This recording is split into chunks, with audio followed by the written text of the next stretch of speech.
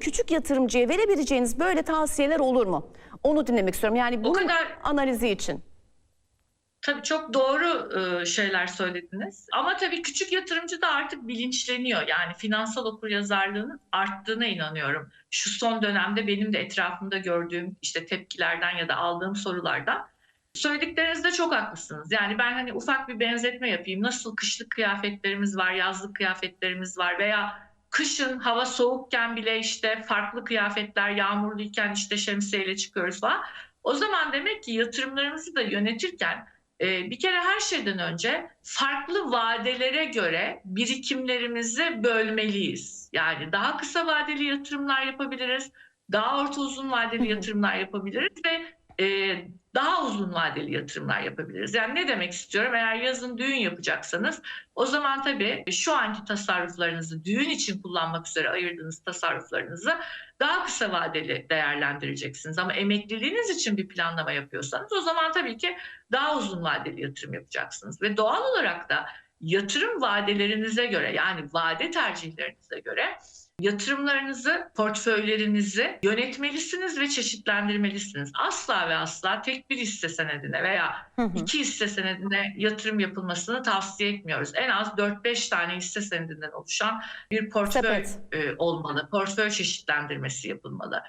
Onun dışında işte vadelere göre portföylerinizi yönetmelisiniz. Tabii ki işte sektörler, şirketler ve bu şirketler ve sektörlerle ilgili finansalları takip etmek, işte bu şirketlerin karlılıkları ne vaziyette, satışları ne vaziyette, yatırımları ne vaziyette, genel ekonomik konjektürde bu şirketler ne durumdalar, işte global piyasalardaki gelişmeler bu şirketleri, bu sektörleri nasıl etkiliyor, bizim ülkemizdeki koşullar bu şirketleri, sektörleri nasıl etkiliyor? Bunları takip etmek gerekiyor. Tabii bu kolay bir şey değil. O nedenle de belki daha uzun vadeli yatırımlarımızı profesyonellerin yönettiği fonlara yapmalıyız. Yani mesela Çeşitlendirmeyi de çünkü içermiş oluyor bu fonlar, öyle değil mi? Hem çeşitlendirme hem vade anlamında da riski Tabii dağıtıyor. ki. Yani mesela ben şahsen kendi bireysel emeklilik yatırımlarımı profesyonel yönetilen fonlarda tutuyorum. Çünkü hiçbirimizin o kadar da vakti ve zamanı yok yani kendi kişisel yatırımlarımızı yönetebilmek adına çok sürekli haber takip etmek gibi bir vakit ve zaman ayıramayabiliriz. O yüzden daha orta ve uzun vadeli yatırımlarımızı profesyonellerin yönettikleri fonlara belki koymak, işte daha kısa vadeli yatırımlarımızı da takip ederek ve sürekli tabii aktif portföy yönetimi yani işte hem bu portföyün içindeki şirketleri hem sektörleri bunlarla ilgili haberleri düzenli bir şekilde takip ederek yönetmekte fayda var.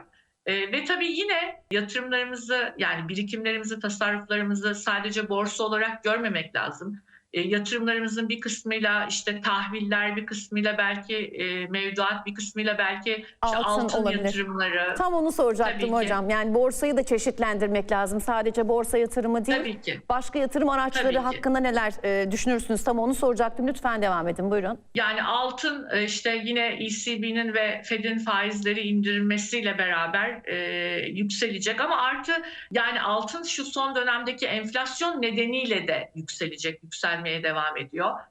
Tasarruflarımızın bir kısmı her zaman altında olmalı. Çünkü altının güvenli liman olma özelliği var. Yani jeopolitik risklerin arttığı, siyasi gerilimin arttığı, ekonomik olarak belki olumsuz havanın hakim olduğu ortamlarda altın bütün yatırımcıların sığındığı bir güvenli liman.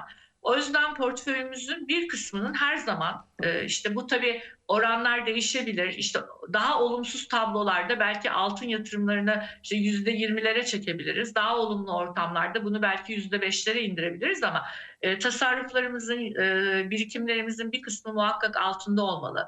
Bir kısmı sabit getirili menkul kıymetlerde olmalı. Yani tahvillerde olmalı. İşte bir kısmı mevduatta kalabilir. Yani yine daha kısa vadeli yatırımlarımızı mevduatta tutabiliriz. TL'de. Bu arada tabii gelecekte faiz oranlarının düşeceğini bekliyorsak şu anda bono tahvil yatırımları da çok cazip. Çünkü faizler düştüğü zaman şu anda satın aldığımız tahvillerin fiyatı da artacaktır. Bu da yatırımcıya buradan bir sermaye kazancı sağlayacaktır.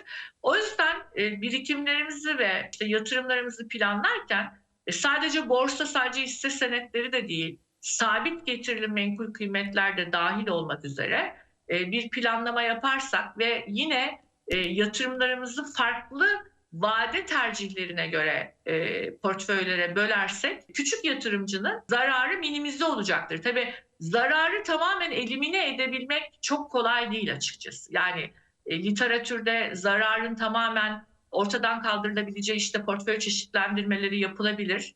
Ama bunu gerçekte birebir uygulamak çok kolay değil. Ama amacımız portföy çeşitlendirmesiyle zararımızı minimize edebilmek olursa veya işte bu portföy çeşitlendirmesi içinde bir taraftaki işte yatırım araçlarından olası bir zararı diğer taraftaki yatırım araçlarından sağladığımız karla kapatıp hatta yine portföy genelinde, tüm portföy genelinde artıya geçebilmek, kâra geçebilmektir.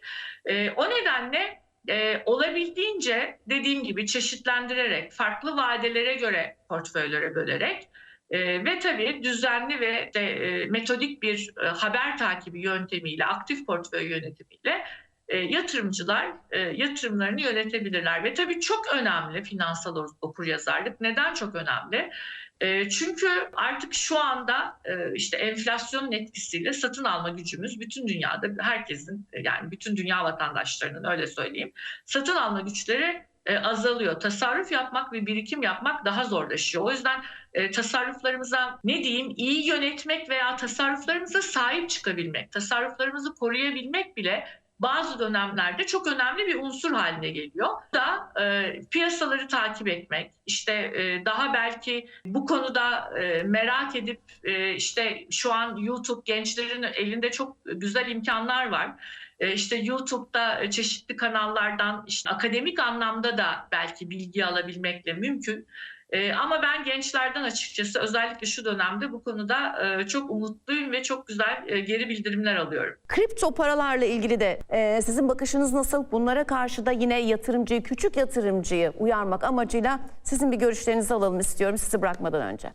Şimdi biraz önce çok güzel bir şey söylediniz. Hani borsa oynamak. Şimdi genelde finansal piyasaları ya da işte bu kriptoları da oynamak olarak görüyor yatırımcılar.